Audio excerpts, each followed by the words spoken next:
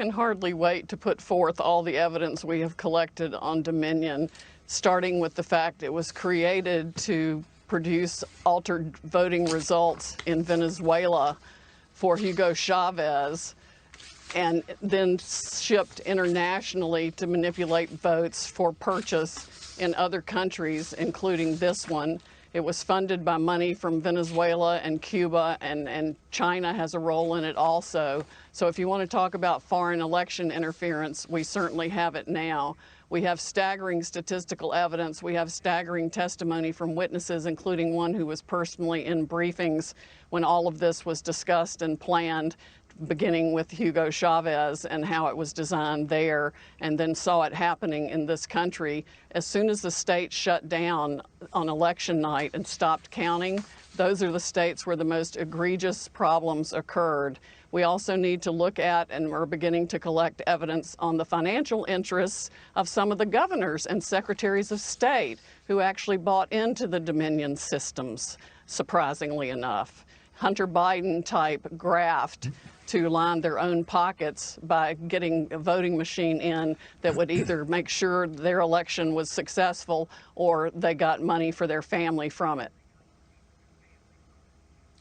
Well, that's straightforward. It may take, you're going to have to be quick to go through and to produce that investigation and the results of it. The December deadlines are approaching for electors, and just as we saw in 2000 with Bush v. Gore, how critical are those deadlines, and how urgent does that make your investigation and discovery?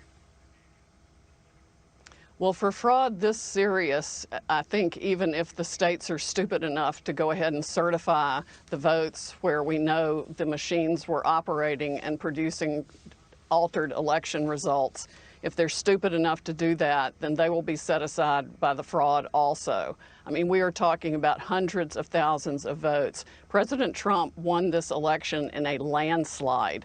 It's going to be irrefutable, and patriots are coming forward every day, all day, faster than we can collect their information with testimony they're willing to give under oath about how their votes were stolen and how the machines operated. They were updated the night of the election, sometimes after the election. We've got statistical evidence that shows hundreds of thousands of votes being just put in and replicated. It's going to be, there needs to be a massive criminal investigation, and it's going to affect millions of voters and elections. With these allegations, these charges, is the FBI already carrying out an investigation of these voting companies where their servers are domiciled? And in at least three instances, we know they're in foreign countries. Tell us where the Justice Department is in all of this. I wish I knew. I'm not on the inside, so I'm not privy to that information.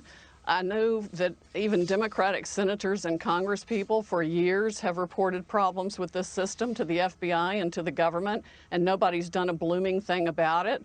The people in the election security part of Department of Homeland Security need to be fired yesterday. They're absolutely ridiculous. Of course, Chris Wray needs to be fired too, because the only FBI interview of any witness was to intimidate him and try to get him to change his truthful testimony 4 hours by an anti-Trump FBI agent. They still have politics infecting the FBI instead of just following the law.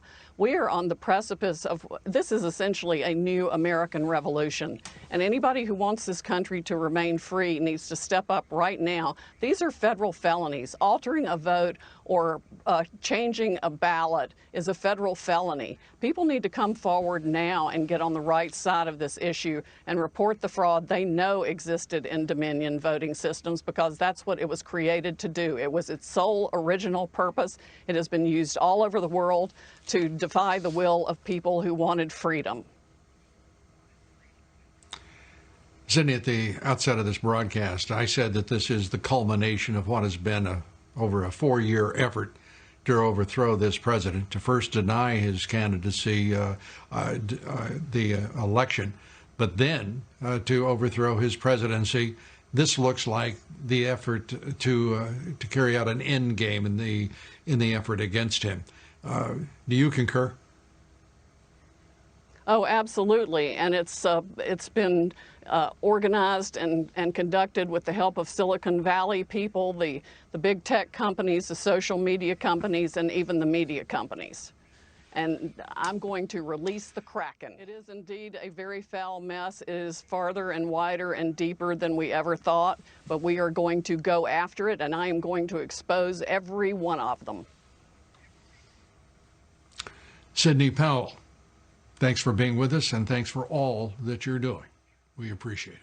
Basically, what most Americans don't understand is that voting is done by private companies. The elections are conducted by private companies under contract from the county. And we went in and started looking at these private companies and their software and their security, and we realized, first off, there are no security standards. So there are no national standards that any voting company needs to meet as far as the security on their software. And as a result of that, we then began to look and we realized how easy it is to change votes.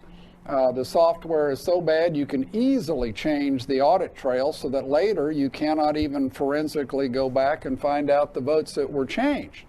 And that led us to a number of areas. One, we said, well, what happens to your vote after whatever the voting company locally does to it? What happens to it? Well, it turns out in the case of Texas and 28 other states, it all goes to a server in Frankfurt, Germany, which is owned by Barcelona, Spain multinational, and that's who actually controls and reports your vote. I got to jump in. So here in Texas, if you vote early, and so your vote is being stored, you think, safely somewhere, the data about all the votes in Texas and 27 other states, the early voting data is actually being held in a server in Germany. That is correct. And not only that, but in their process, and by a company called Seidel, and in their process, we can even see malware sitting there collecting all the credentials of all the county workers everywhere who are submitting information up, which means you can now go back into the county and change votes there too. So you don't just change it in Frankfurt, you can go back and even change it here. And the software is just that bad, and it is that insecure that someone with a reasonable knowledge of hacking could absolutely go in and change it. And we're seeing now the issue you were talking about with all the vote harvesting and absentee and early voting and mail-in voting. We're seeing what happens when software that is that bad gets out.